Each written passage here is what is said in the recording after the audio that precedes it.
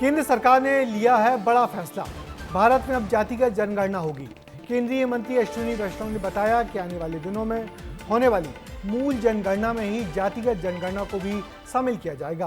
उम्मीद है कि सितंबर से ये जनगणना होगी, जिसके परिणाम अगले साल के आखिर तक हम सबके सामने आ जाएंगे।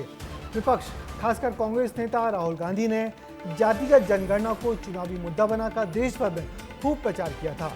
मगर ये फैसला क्या विपक्ष की जीत है या फिर विपक्ष के हाथ से बहुत बड़े मुद्दे का निकल जाना? सब कुछ समझिए हमारी इस रिपोर्ट में।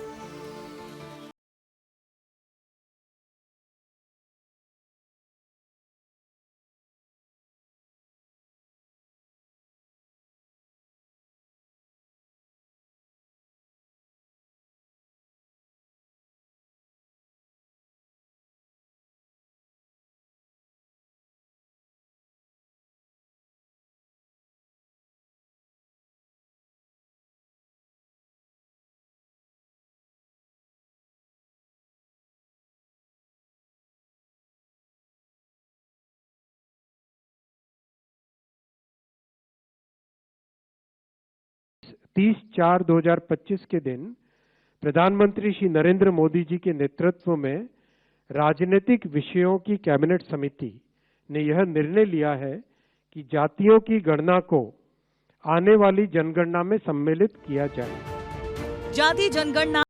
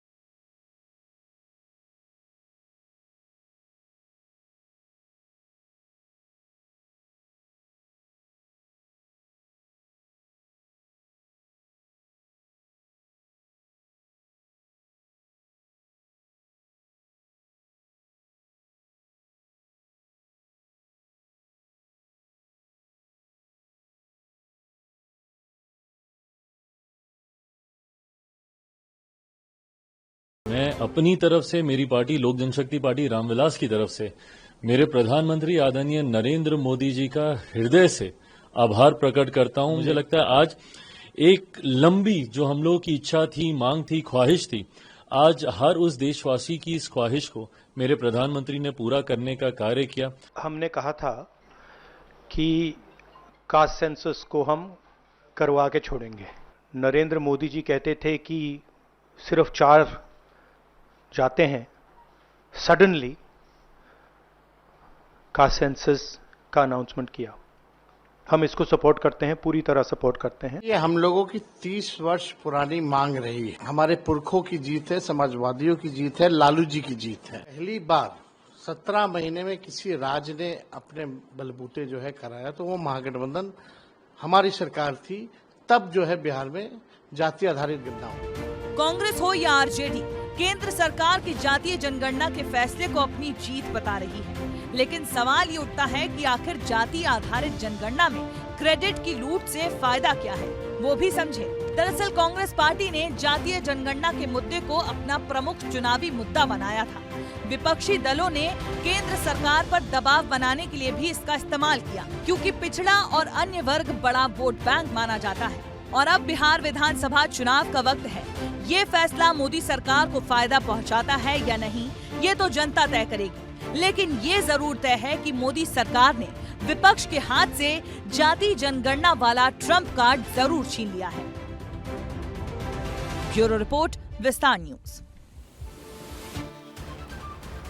वैसे राजनीति के जानकार जातिगत जनगणना को बिहार विधानसभा चुनाव से जोड़कर देख रहे हैं, मगर ये फैसला दूरगामी असर वाला होगा। जातिगत आंकड़ों के सामने आने के बाद एक बार फिर से देश में आरक्षण बढ़ाने की मांग उठेगी और 50% आरक्षण की संवैधानिक सीमा रेखा को तोड़ने के लिए आंदोलन होंगे।